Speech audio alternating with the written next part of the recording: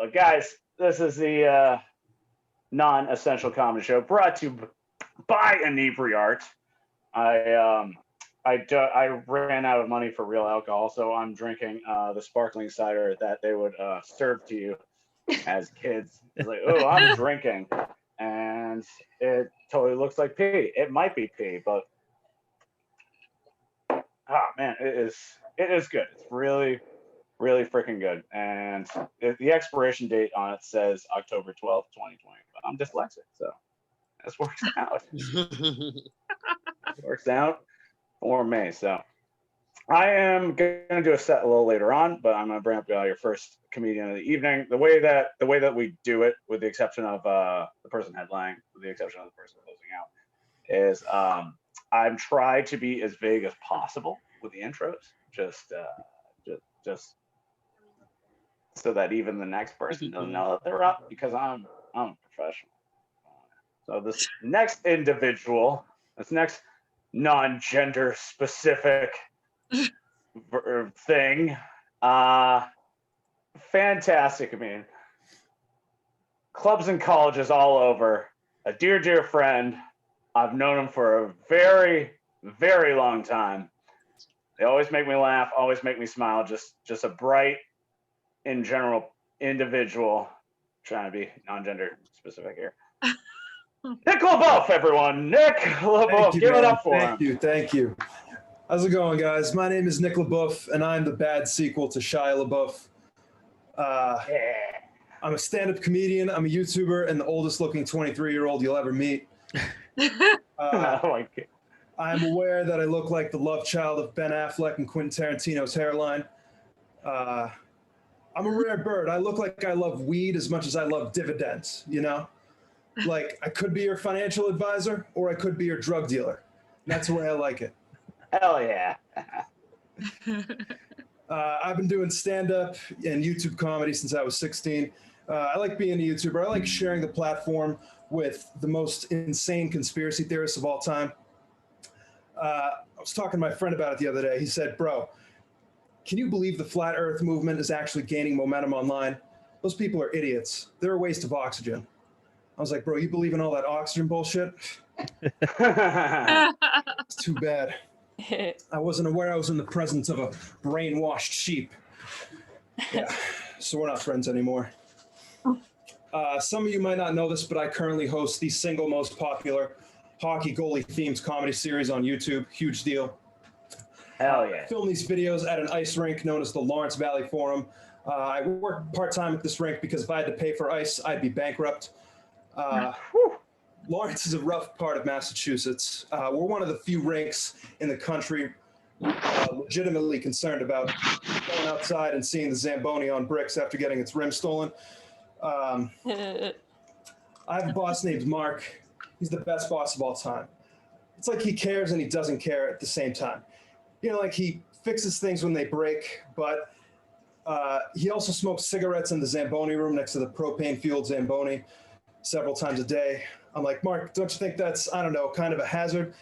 It's like, yeah, it's definitely not good, but these freaking kids won't stop pissing in the showers. I don't know what to tell you. This sucks. My dad got me into hockey. He's a pretty smart guy. He has a degree in nuclear physics. Some of his patents made it in the PlayStation 2. And he built a robot that can do spinal surgery autonomously. So you can only imagine how disappointed he is in me. Like he's putting back surgeons out of business. I'm making YouTube videos, driving Zambonis in circles, sweeping up balls of tape, and telling jokes at Chinese restaurants. You know you have a bad job when you drive in the exact opposite direction of rush hour every day.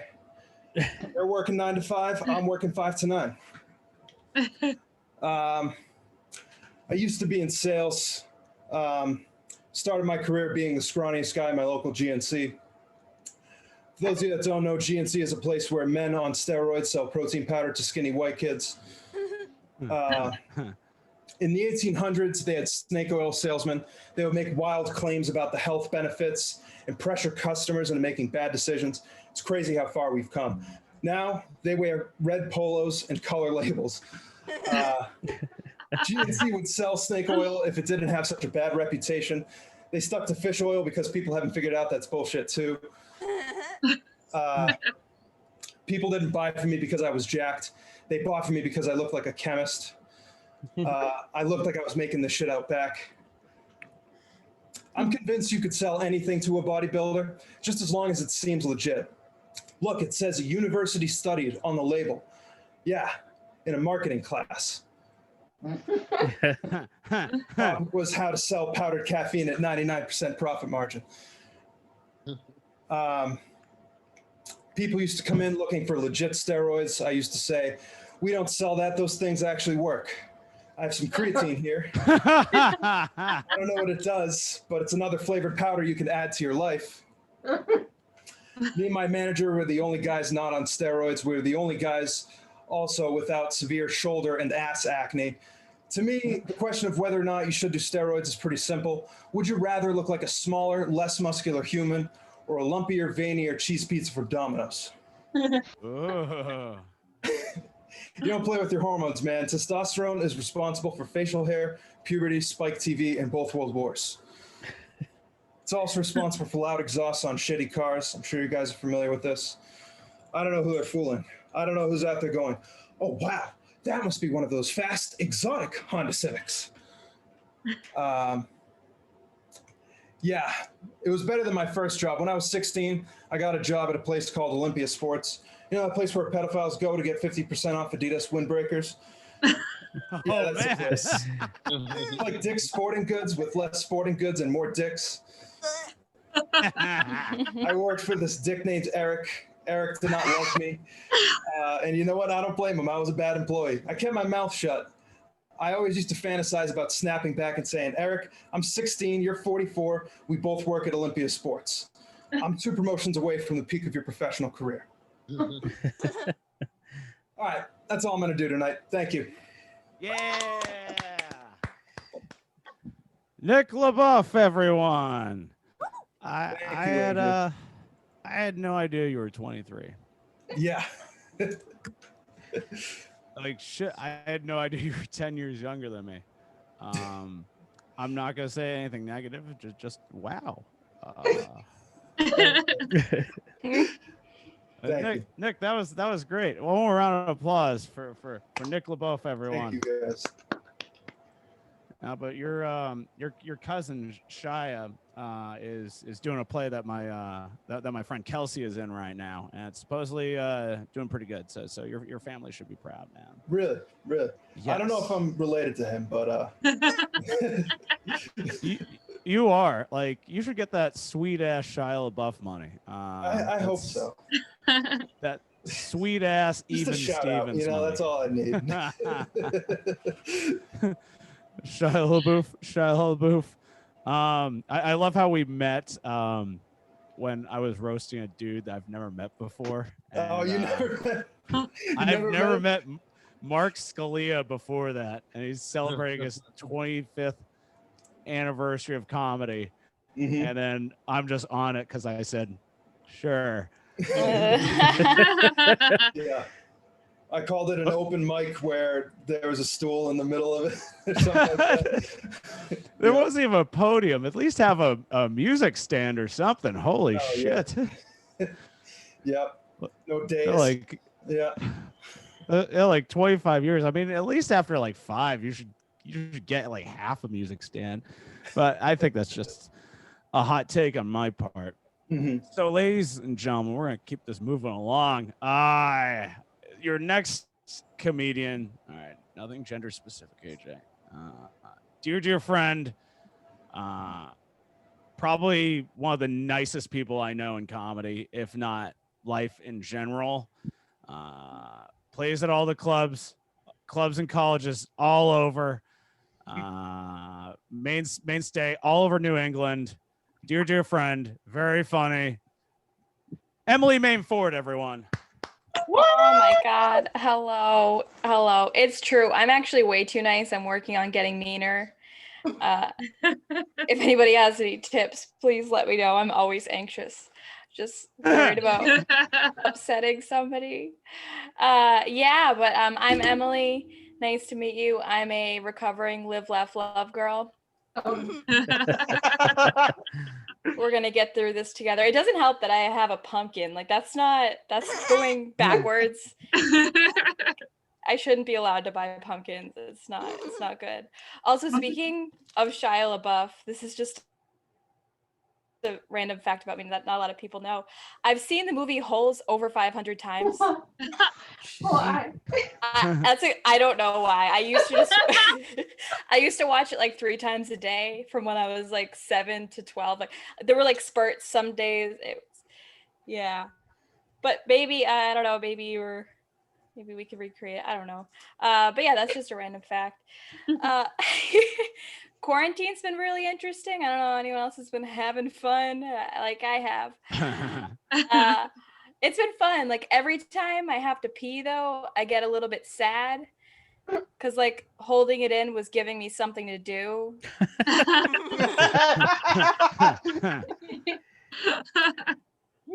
Like I remember there were times where I'd like go out on a Tuesday night and like get back at like 3 a.m. Like that was last year. And this year, today, I actually was like, wow, there's something to be said about a nice pair of socks. That's like how life has shifted in the past year. But a lot of people are really desperate in quarantine because, you know, they're all cooped up. They can't meet anybody. Like I got a text from this guy. We went on one date like a year ago. One date, we mutually ghosted each other. And he texts me and he says, hey, a classic, you know. And I respond as anyone would. And I said, Dad? And I wasn't expecting like what he was gonna say back because he responded with yes. So I decided to take advantage and I was like, can you help me with my student loans? And now I have a deadbeat dad and student loans. So that sucks. There's this new stupid show on Netflix. It's called Emily in Paris. If you guys have seen it, it sounds dumb. I don't know. I was thinking like if I had a show like Emily in Paris, it was about me, it would just like be me drunk at a McDonald's in France. That would be a whole show. No one would want to watch it. Maybe they would. That could be fun. I don't know. Yeah, I'm at like a point in life where I know I need to go to therapy, but the reason I need to go to therapy is to figure out how to book an appointment. Like an endless loop. It's not good. I was thinking the other day about like conspiracy theorists in a fight, right? Like one of them would be like, "You're faker than a bird." Yeah. If your name was Cece, I bet you'd get a lot of emails. That's the worst. I like most of America have been mad at the world lately. So for the 4th of July, I protested America by having sex with a British person. That was fun.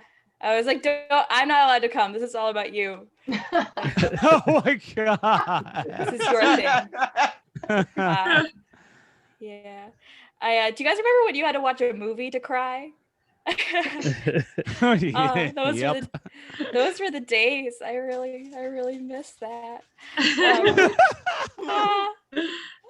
Now I watch a sad movie and I'm just like, what? Like, what's the difference? I don't know. I think that I'm gonna start putting rubber duckies in bird baths. See what happens, you know? Like, what if they try to fuck? But actually, I don't know if it would work out because ducks have 12-inch long corkscrew penises. If they tried, that's just a fact. That's not even a joke. If they tried to fuck, it wouldn't work. I just thought of that. I was having this issue the other day. I was like at home and I really wanted to get liver brought to my house, right? And I was like, the thing is, I could get it to like brought to my house, but by the time it got there, it would already have been delivered.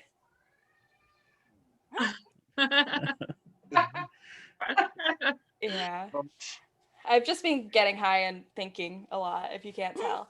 But yeah, I smoke a lot of weed. The other day I smoked so much weed that I ordered delivery, and about 10 minutes later I opened the oven to see where it was at. True story. It's the worst. All right, I'll leave you guys with this. Do you remember movie theaters? I don't know. Those were so long ago. I don't know if we remember. Yeah. So I used to go to them back in my day, and I once went to a movie theater on a date with a guy. We went to the movie theater, and I decided to go for the old like movie theater hand job because I'm a classy lady. And the next day, you know, he texted me and he was like, I don't think this is gonna work out. Like, I don't want to see you anymore. And I was like, all right, that's weird. Like, I thought the hand job went well. But then I looked at his Facebook a week later and I saw that he had became a priest. Like, wow, I guess I handed him straight to God. All right, I've been Emily Mame Ford. Thank you. This is so pumpkin. Yeah. Emily Mame Ford and her pumpkin. I love it. Great job. Great job. I don't know about you guys, but I learned a lot. Ducks. I actually knew that. It is a true fact. I didn't know that they fuck like a bottle of wine. It's so. And I didn't know that Shia LaBeouf was in Holes. I downloaded the wrong one this whole time. And but both you and Nick. Oh, good, my ride's here. Yeah, Uber Blue, everyone. Emily, you and Nick talk about the conspiracy theories. I love it. The thing that I find most interesting is that most of them believe everything or they believe nothing. I was like, I can't believe they didn't think the moon landing happened. Where do you think we get all our cheese? They're not very they're not very selective. They usually believe it all. We have a special drop in one. She is no stranger to the Inebri-art non-essential comedy show, but this is her making her debut, doing a set on this very fine show. So, ladies and gentlemen, I tried to not be gender specific. God damn it, AJ. You fucked up again. Katie Baker, everyone. Katie Baker. Woo! I've been on a grape Smirnoff kick, but not to.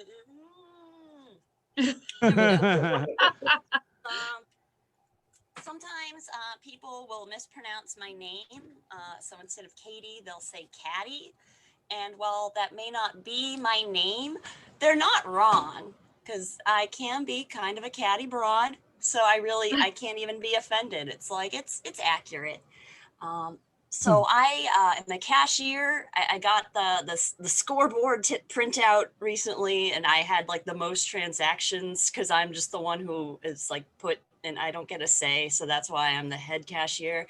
But yeah, so it's always fun. I have to invite people to sign up for rewards. Like, you want to sign up for the rewards? Do you want a rewards account? And then people in turn will be kind of like seagulls, like, where are my rewards? I've never seen any rewards. It's a scam. like I'm like hiding all their rewards in my pocket, and I'm just gonna keep them for myself. But that's not the case. But also there is a stuffed dragon that lives above the cash register. The fact how he got up there is a complete mystery to me. Like, even it's beyond the reach of a ladder. Someone would have to been climbing something, but he's just perfectly perched there. And I looked up to find out what the product is, and his name is Ash the Dragon, and he is a sequence faced.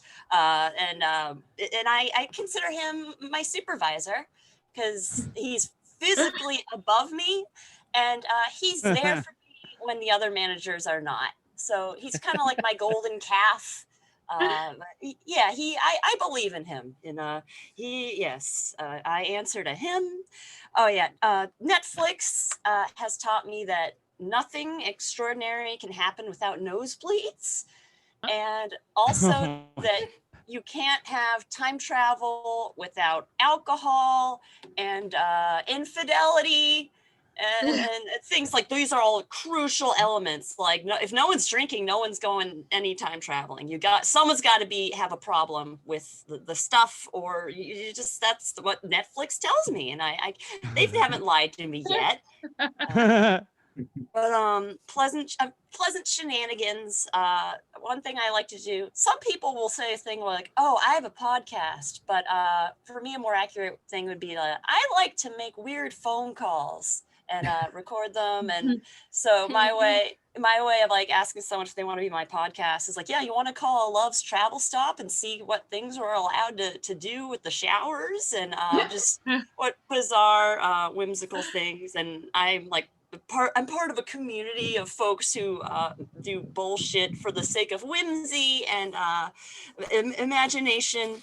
And one time there was this guy who people post their numbers on Twitter trying to talk to people. There was this guy who I forget who it was. He was reaching out just in general, but he was telling me about how he believed that Taylor Swift was a manifestation of Jesus Christ, and like.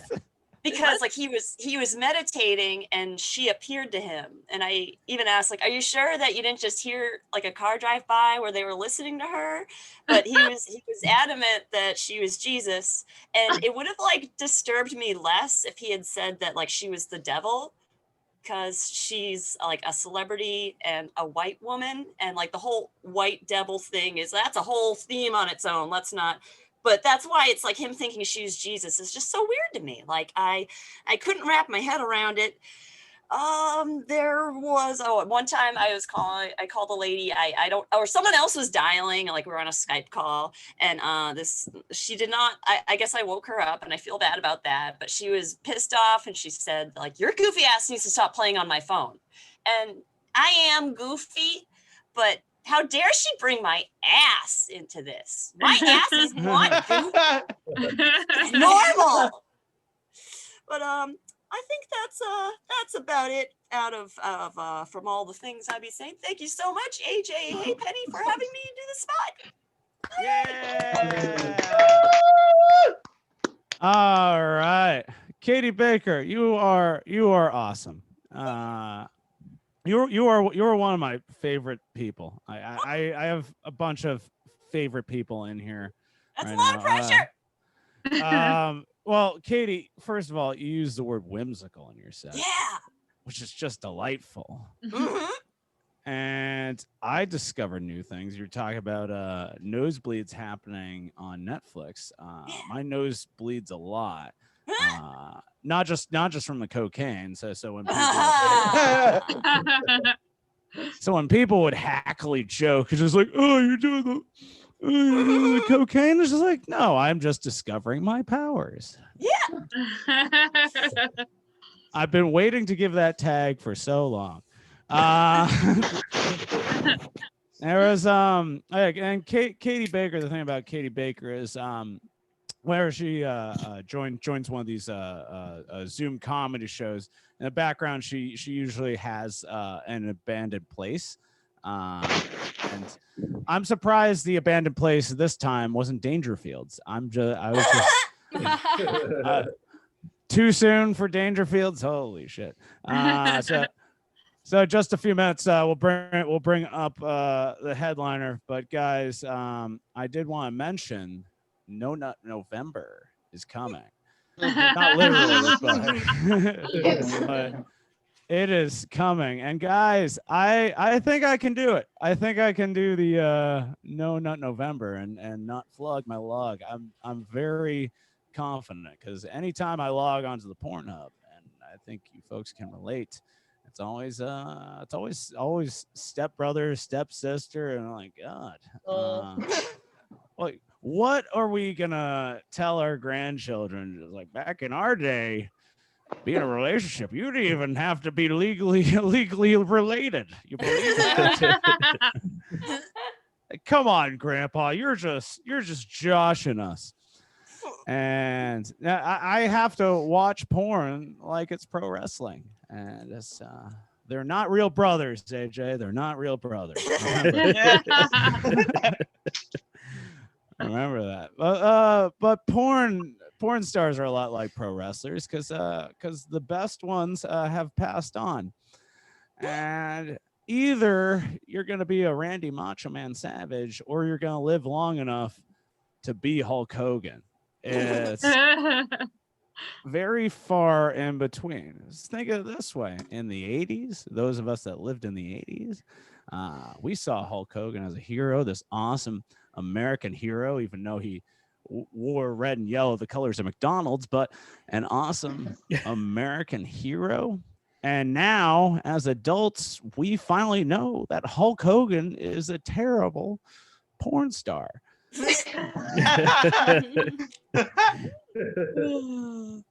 And him just saying the N-word during his just come on, man. But and in reality, I would watch anybody's porno. AJ, why are you watching that porno with Jake the Snake?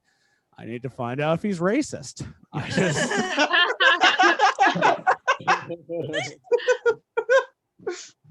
That's why I'm watching Jake the Trouser Snake. I just gotta know if he's a fan of the Puerto Ricans. I just Dusty Rhodes has a porno. Why are we in this Zoom? Let's shut that down. Load this right now on the share screen. But guys, but like the way that they fire wrestlers, fire anyone in general, just any athlete. It'd be strange if breakups were the exact same way. I was like, I heard your girlfriend broke up with you. No, actually, I was released from my contract.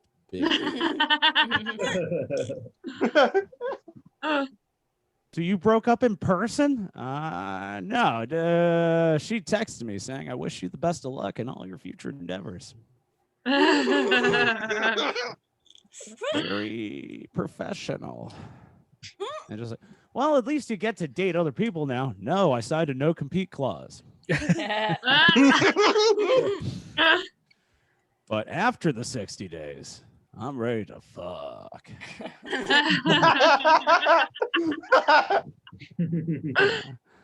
I mean, that could be similar, but it really can't be the other way around.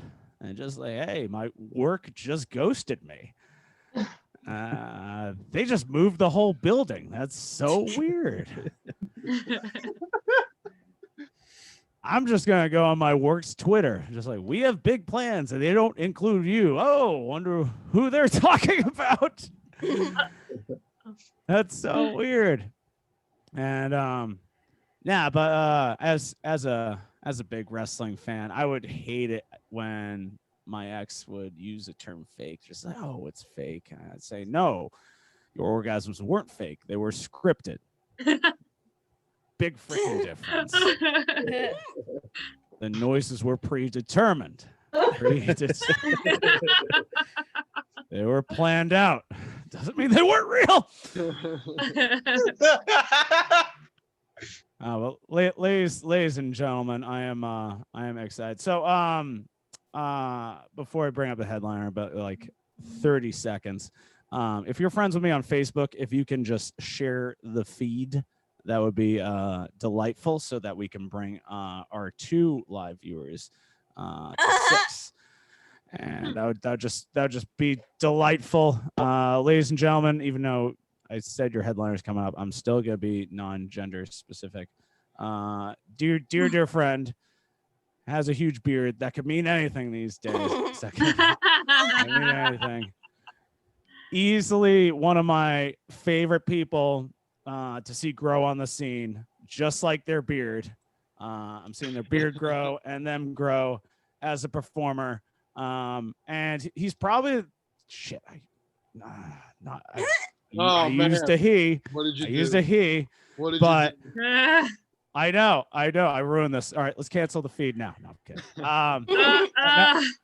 No, but this person, like, probably the most reliable motherfucker on the scene that there is. You put him anywhere, he's up. The crowd is just gonna love him, and he'll just show up. Please, ladies and gentlemen, please welcome Alex Giampapa.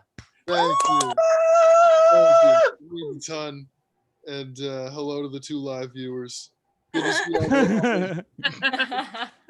all those jam maniacs showed up for the big night. I super appreciate it. I didn't coin that term myself. I would never fucking do that. But it is good to see. And I appreciate everyone having me out. It's so funny you would mention my beard and then also like try not to do a pronoun because a beard is a pronoun. If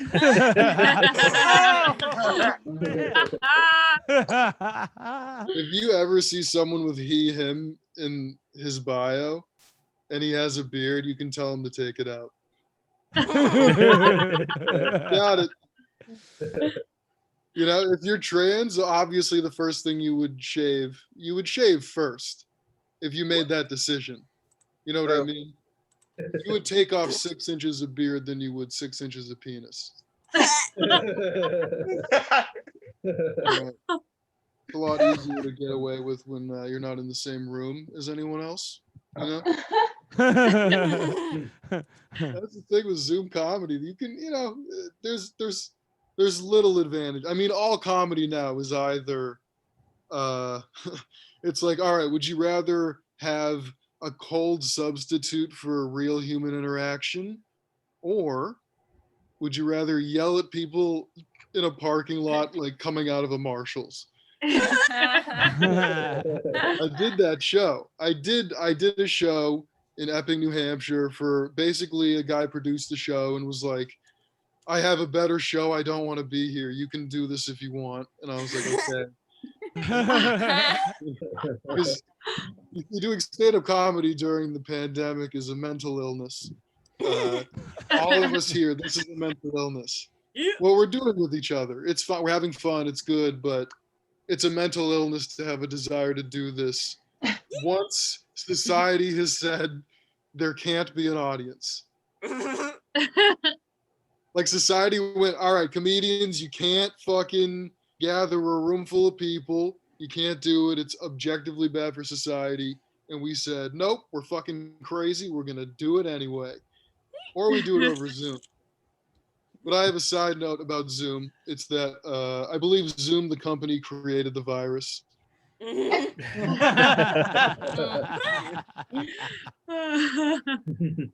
Had you fucking heard of Zoom before March of 2020? Nope. No. Do you now know anyone who hasn't heard of Zoom? You know what's funny about that? Like, people laugh at the premise because they're like, yeah, oh my God, it is. And then when I further explain it, they're like, did they? No, it was Hillary Clinton.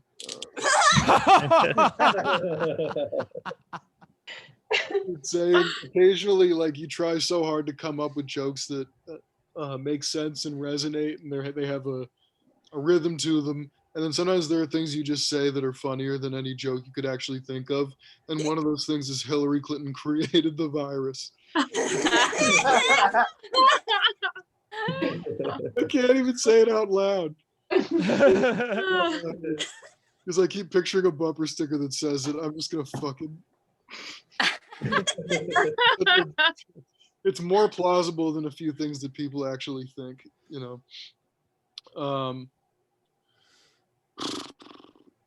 There's we have a lot of contrarians in America. I think that's like kind of part of the issue, is that no matter what you tell people to do, even if it is good for them, they're very used to just being like, no. It's so sick that I get to be like, no, about everything. Anything you tell me is like you taking away my freedom or whatever. You know what I mean? If these people were punching you in the face and you were like, please stop, they'd be like, dude, who are you to tell me that I can't punch people in the face whenever I want? You're like, where do you think freedom ends? It's unfucking believable. Like, dude, the anti-mask thing, there is not actually a feasible reason to not do it except for that you don't want to. Like your whole argument is like, I don't want, like, that's the entire thing. It's just you being a toddler on the kitchen floor stamping your feet, like just screaming and rolling around and not wanting to do a thing because someone told you to. It's unbelievable. Like I have a buddy who I just was like, why do we have to wear the masks? And the guy is a contrarian about literally everything. It's just who he is. And they'll ask like dumb, like blackface, right? They'll ask a dumb example of a like thing that they think is similar somehow. So he's like, oh, I can't do blackface. He's like, well, can I not do yellow face? And I'm like, yeah, you also can't do that.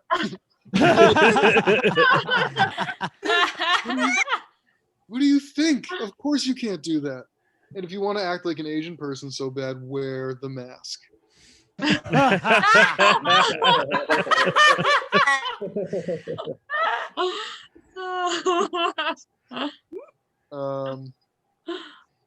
thought it was pretty funny.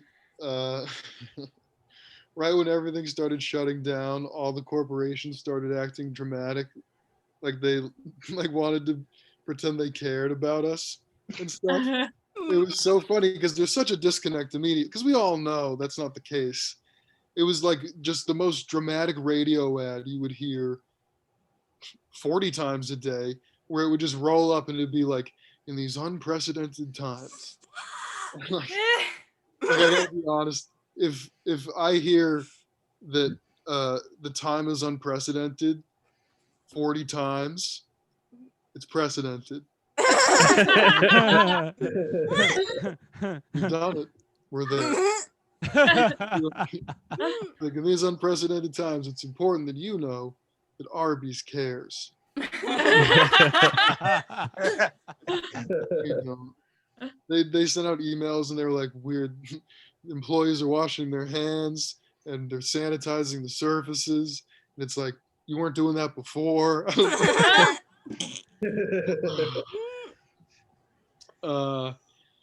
And of course, being inspiration, like they literally, tons of them had a slogan that was like, COVID-19 is a time to come together. Nope. No, it's not. The opposite. It's time to divide ourselves as much as humanly possible, which we have. It's been a crazy year. I don't really like people who just only blame the year. It doesn't really make sense to me that you would just like people that are just like, wow, 2020 has been crazy. And these are the same people that are like, 2019 has been so bad. Or like, 2018 was so nuts, it got even worse. And it's like, dude, shit is getting more bad the whole time. Why do you think every year it resets? What do you think happens, you fucking idiot? We made it up. It's a decline the entire time. It's like if you told someone like, I have cancer, and they're like, oh, April is so nuts. No. Bad things happening. But yeah, like I experienced some criticism recently because I consistently like all my social media feeds are basically just calling like politicians disgusting scumbags / voting for my stimulus check. It's just but I'll shit on Democrats a lot, which no one likes to do for whatever fucking reason. These people who are obsessed with punching up in comedy, you insult like Mike Bloomberg and they're like, hey buddy, whoa. But so a bunch of conservative people ended up following me because they see me making fun of Democrats. And then I make fun of the president getting COVID, of course. Are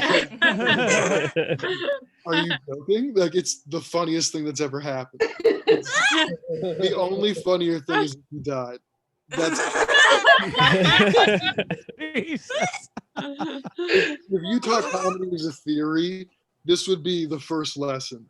If this obese, like literally this guy is an analogy for America. He like has spray tanned himself so he can look in the mirror and think that he's beautiful and constantly just talks about being fucking amazing. But underneath is an obese, diseased mess, just fucking so ready to die, but walking around like nothing can kill me the entire time.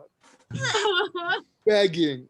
Then a virus comes out, and the virus is like, yeah, like, I especially kill people that are old and obese, And he's just like, no big fucking deal. The whole thing is such like the disease is a pussy, whatever the fuck he's been saying the entire time. And then he gets it, and he goes to the hospital, and I don't know if you guys know this. As he's being wheeled out, he says to some fucking intern, some kid is like 20, and Trump turns to him and he's like, "Am I gonna die?" And the kid's like, "What?" Like, seriously, are you fucking joking? So he goes, and I heard that this is unconfirmed, but let's pretend it's real because that's what everybody's doing with the news anyway. Trump he pitched that he would come out pretending to be feeble, and then suddenly come up in Superman, like Willy Wonka the situation.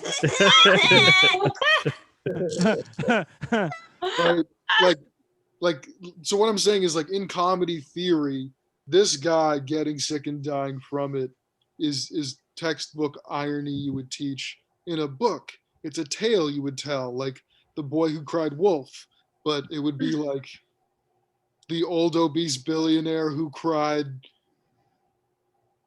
whatever, it's all fine. It's just it's funny. It has to be. I knew instantly. And so I tweeted, first of all, if he dies, it's like he said, about all COVID deaths, it is what it is. That's what you said. And then I said, thoughts and prayers to the president. I think he'll die. I pray he does. And that's the one where people got very mad. And I'm happy they did. Because I just said, you know what? Buckle up, Buttercup. Suck it up, Snowflake, whatever the fuck, whatever conservative tough guy thing you had to pretend you believed in. You're sensitive about different shit. On the left, it's like, oh, you used the wrong word. On the right, it's like, oh, you dropped a flag. Just period.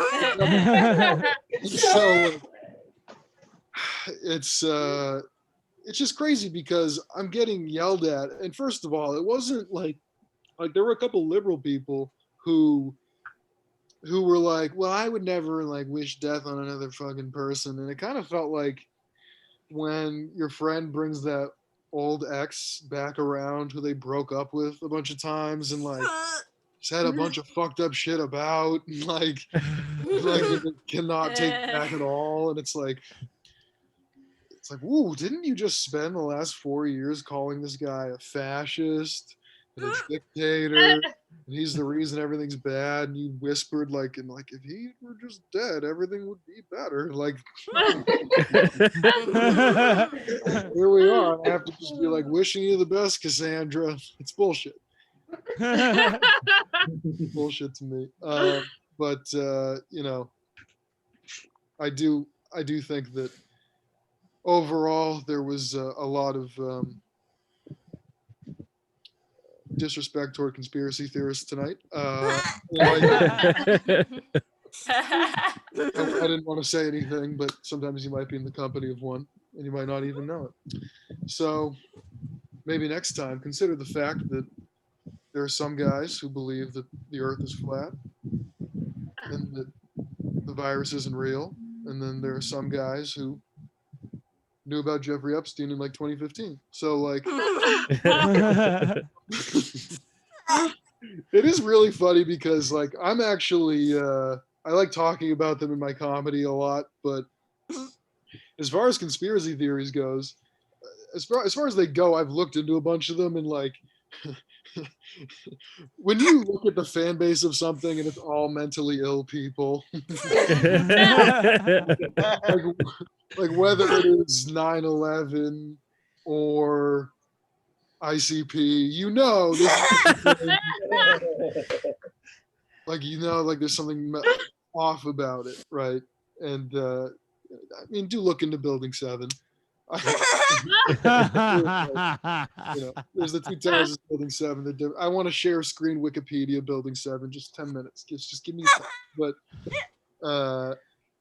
it's one of those things where there's like that, and then there's just looking a little beyond, because people will sit there and they'll make fun of conspiracy theorists, but meanwhile, like half the country is just listening to Rachel Maddow be like, and then Putin takes his big puppet hands and he puts them over Donald Trump's head and he makes him do everything bad. Women who are like 48 and rich for no reason are just like, I'm so scared. So like, there's no good news. So you might as well have fun with it. And that is gonna do it all for me.